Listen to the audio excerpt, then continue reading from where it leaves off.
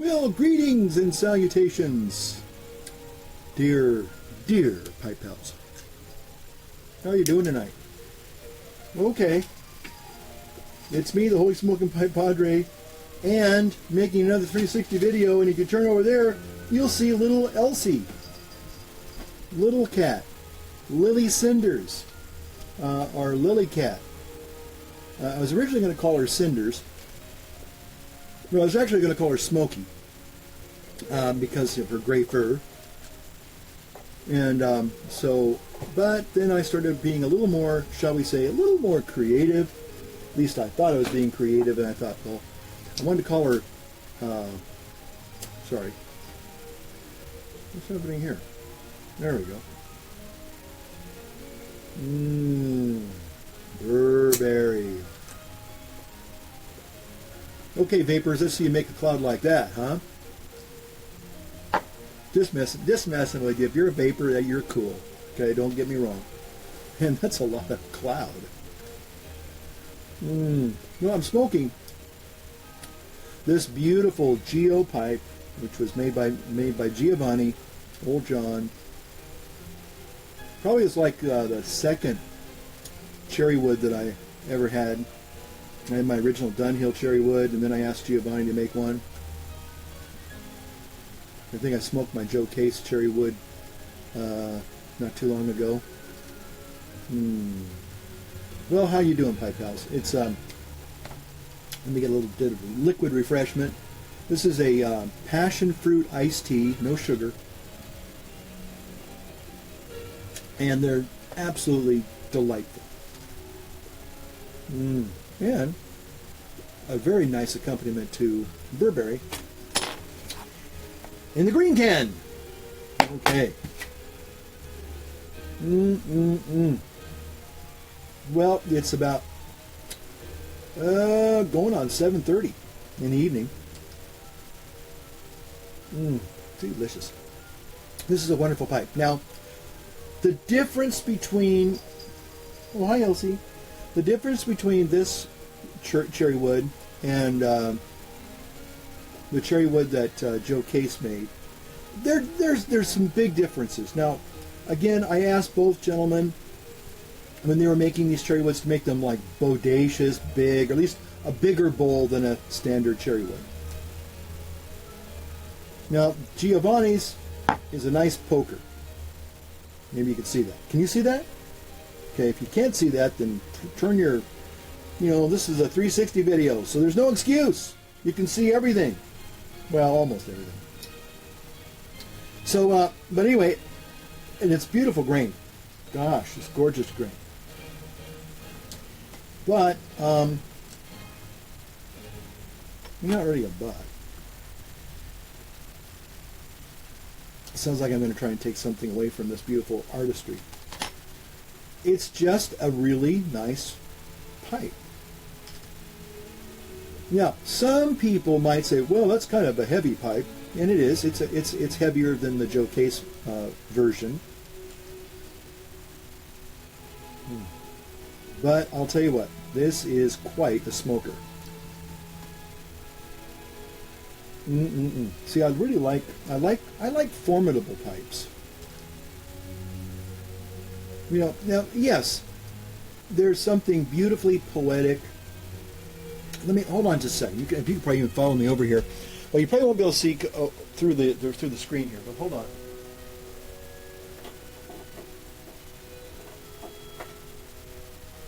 Okay, so here's my Joe Case cherry wood and my Giovanni cherry wood, and you can see that they're both unique. This has a beautiful saddle bit. This has a kind of a Giovanni style bit there. Love it. That's good. That's great. And again, both are pokers. Perhaps you can see that. This needs to be polished again. I haven't smoked this one in several years. I thought tonight I just was in a hankering to smoke this thing. Because it has a deep well. This has a wide bowl. Love cherry woods. Old Dunhill Man UK, formerly Dunhill Man UK. really turned me on to them. And the first cherry wood that I got, hold on a second.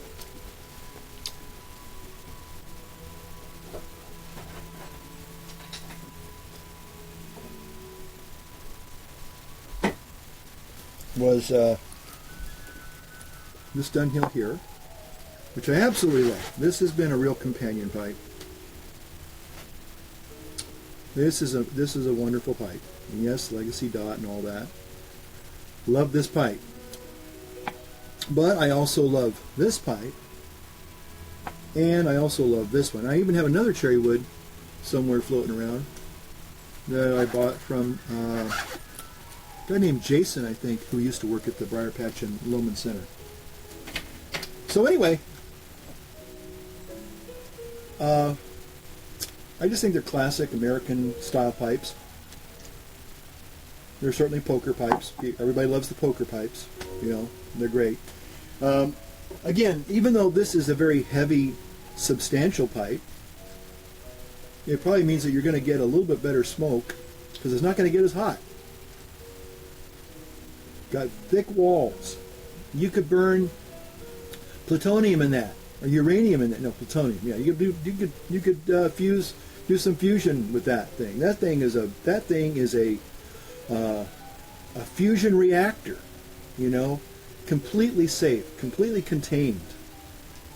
And does it taste great? Now, I like substantial pipes. Here's another poker. This is one of my, you've seen me smoke this one before, I'm sure. This Danish freehand. I love this pipe. That pipe is one of my all-time favorite pipes. So, you know, it's kind of a poker, it is a poker pipe. So there you go. But again, all of them are very unique because these two are certainly unique because they're one of a kind. These were made by YouTube pipe presenters. And let me encourage all of you out there, if you haven't ordered a pipe from, and we have several, I think there's another gentleman named Rivera who also makes phenomenal pipes. I need to get one of his. Boy, I just want to sit here and smoke a pipe. I'm glad I can do it during making a video, but sometimes I just sit here and listen to music and I go into a different world. Today's a fast day, and I'm just really kind of excited about this new fasting protocol. Maybe I'll talk a little bit more about that in a moment. Got some other treats over here. I got, you know, I know some people don't like it when you talk about pipes and cigars, but, and I do like my cigars from time to time. I really enjoy, for the most part, I mean, I like all kinds of cigars, but I do like these Java Mint. They're made from the Drew Estates, and we all know that Drew Estates also makes some really exquisite, really tasty pipe tobacco. But they have the Java lattes and they have the mints. And I lately, at first, I tried the mints and they were okay. They were, you know, más o menos, okay? But I have really grown to really enjoy these. So I love these mints. It's almost like after dinner mints, you know, and without the sugar, sort of. Oh, well, not too much, probably not very much. And then I also got an acid Cuba cigar. It's a flavored, flavored cigar as well. So, you know, I'll probably smoke those eventually, you know, over the weekend, maybe, or maybe over the next couple weekends. So anyway, oh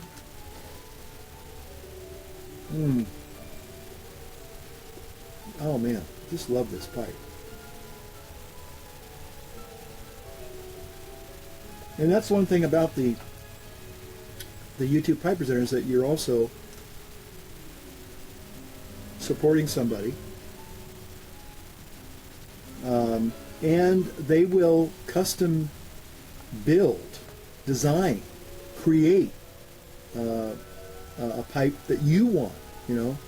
I remember the Dagners became really popular for their stubby poker pipes, and everybody fell in love with those. So, and then a lot of people said, hey, I want one just like the Dagners. So everybody was getting those stubby poker pipes, which is very similar to, you know, cherry woods. So you just can't go wrong. You just can't.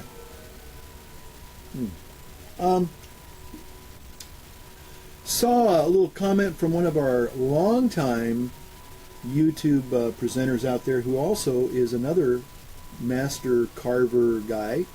His name is Andrew Drew Hardens. Andrew, if you're watching, hello to you. And I've been coming through, going through all my tawdry little, I would say trinkets. Some are tawdry, but some are not. And these obviously are not tawdry, and what I'm going to show you also is not tawdry either. One day I got blessed with a package from Andrew, and he is a wood maker, and he sent me some really beautiful, exquisite wood pieces. Now this is, I think, a plug you put into a bottle of liqueur or something. You might even be able to put it into an olive oil container, you know, and use that, and then you drizzle your olive oil over it or whatever. Man, it's beautiful. Beautiful. Looks like a little, looks like a chess pawn there. King to bishop 4, whatever. King to bishop 4. Okay. Also, he makes some beautiful pins. Okay. Beautiful pins. And these aren't going to break on you, folks. These will last you a lifetime. Also, he included these little things. This one here is a cigar cutter. I don't know if you can see that or not. A cigar cutter. And there's another cigar cutter piece in there. I don't know if it's an extra or whatever. So you cut your cigar and then you can punch it out. Punch out the little remnant. There you go. That's keychainable. So you got that one. And then the one I really also like is this one here. It's a tamper. I'll use it right now. Look at that. Look at that. Craftsmanship, okay? Tamper. However, ashes all over the place. The thing I like about this little guy is it's got a secret compartment. So what I used to do, and I think I actually, the other day or whenever when I came across these, I found some Advil liquid gels in here, and I said, well, I had a headache, and I said, by golly, I'm gonna take them Advil liquid gels. But anyway, I need to recharge it. But anyway, that's kind of cool. And again, it's a keychainable piece of woodwork, but beautiful, beautiful stuff. Drew Hardens, Andrew. There we go. So there you have it. Some beautiful things. Again, these were just sent to me as a little gift, and I've always, you see, I've got the original wrapper there, and I keep them with me at hand, and I really, really like those. So, again, just something that came from the YouTube Pipe community. And as if you can see, I'm covered in ash and soot and everything.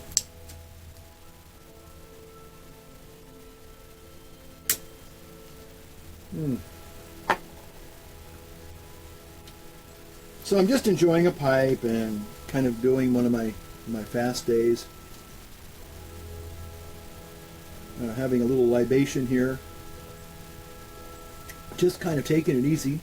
It's been a full week. It hasn't been a crazy week, but some weeks are really crazy. Some weeks are just full. This was a fairly full week. Oh, man. Oh.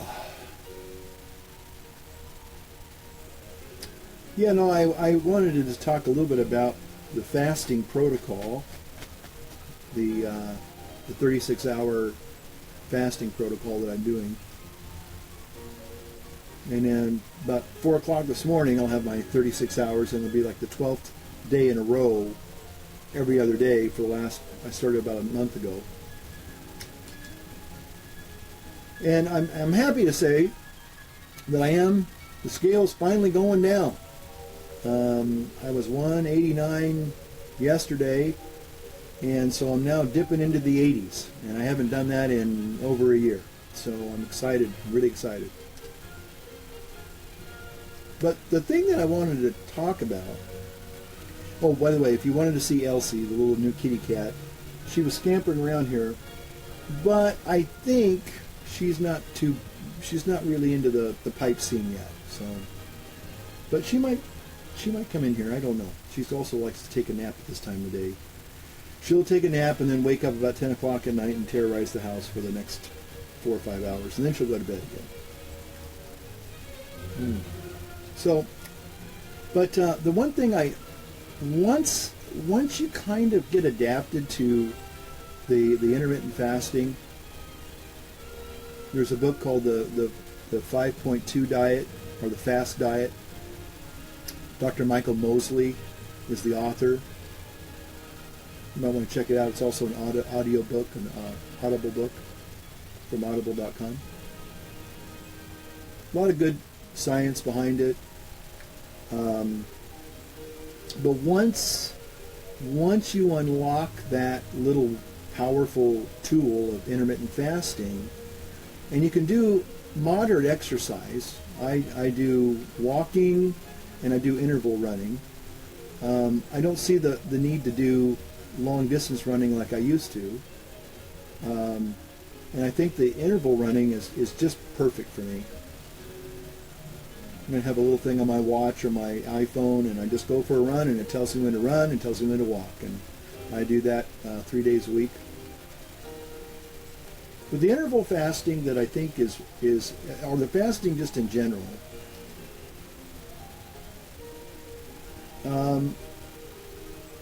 I got to tell you, those of you who are curious about it, and let me just say this as a disclaimer up front: it's not impossible to get into the routine and adopt it, but you have to tell your mind that you're not starving. You have to tell your mind that it's okay. The thing that always gets me through when I get through kind of a very hungry, the hunger pains might come up and that kind of thing, is I say, hey, you can eat in a few hours. You can eat in 8 hours. You're not going to die. You're not going to starve. That always helps me. So when I start kind of like going, oh man, I'm really, really, really hungry,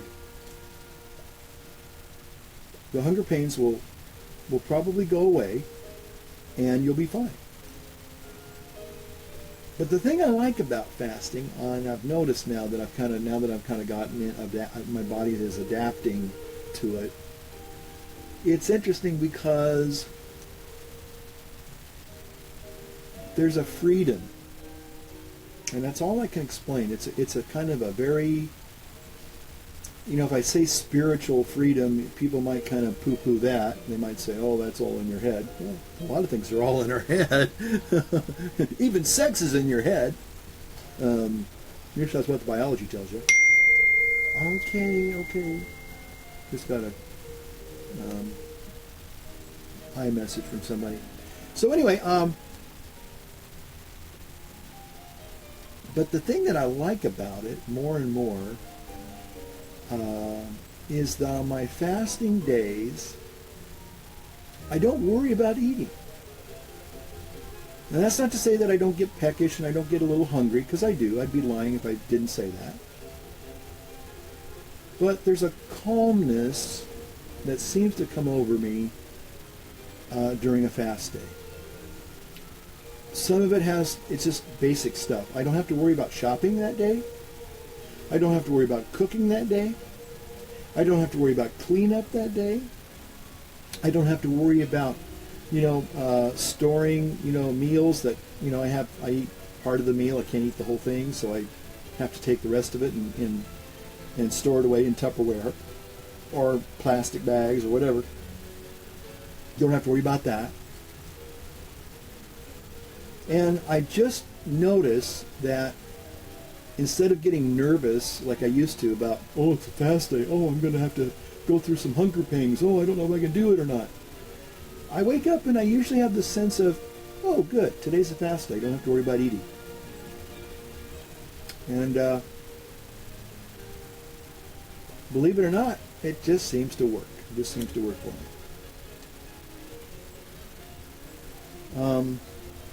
Yeah, my goal is to try to get lean. I've been wanting to do that for the first year and a half was losing the weight, not being obese anymore, getting any possibility of stage 2 diabetes, kind of getting that kicked in the butt, which happens.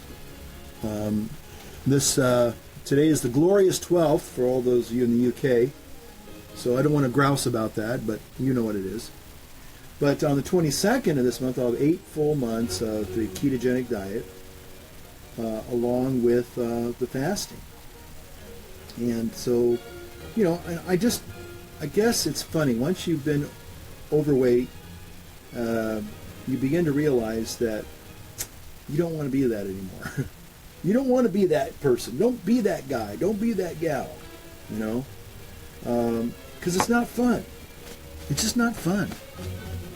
It's not healthy.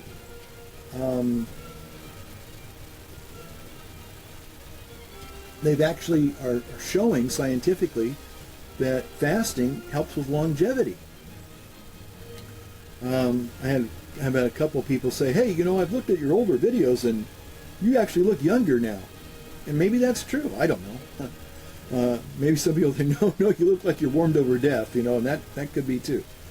But again, I just think that fasting is kind of wonderful. You know, certainly all religions have a fasting component to it. You know, the Muslims have Ramadan. Catholics, we have Lent. It's not quite the same thing. I guess Quakers fast. I know Buddhists fast. Eastern Orthodox, they really fast. They actually do a little bit more of what I'm kind of what I'm doing, sort of, kind of. They do. They actually. I don't know how it works because they go by a calendar. I do know that there's a special calendar that tells you what the fast days are, but they're spread out throughout the year. There's not like a season like Ramadan or Lent. It's through the whole year. So, and a lot of it is almost kind of alternate day fasting to some extent. So that's kind of cool. And Buddhists,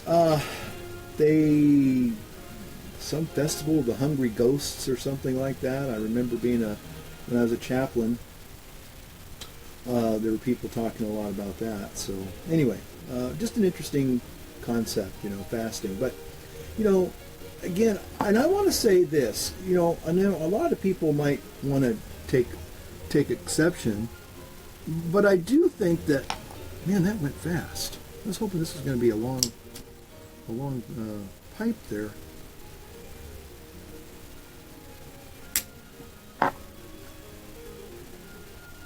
But I think that, you know, sometimes people think, well, if you're just fasting for weight loss or health, that's not spiritual. And I'm saying it would be almost like saying, well, if you do a good act for somebody, that's not being Christian. That's not being charitable. Just because you did something nice for somebody, that's not charity. That's not real charity. I disagree with that.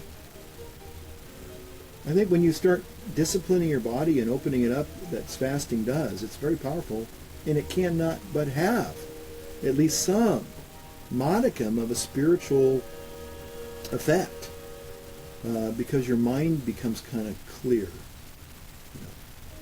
or clearer. So anyway, I don't know about you, but that's what I wanted to share tonight. I was hoping my new little. Let me see if I can find my little pet friend, my new little friend. Hold on a second. Oh, Elsie. There you are.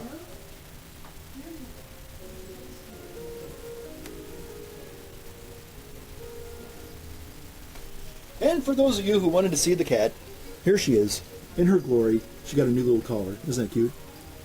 Yep, she was taking her cat nap. Yep. So anyway, this is little Elsie, my little smoking buddy, and she's taking her nap now. So anyway, we're gonna say goodbye to you all. Okay, wave bye to the folks. Okay. Anyway, I know. Anyway, I love her face. Anyway, so I got her this little collar, and she's looking sleepy, so I better put her away. But anyway, thanks for watching.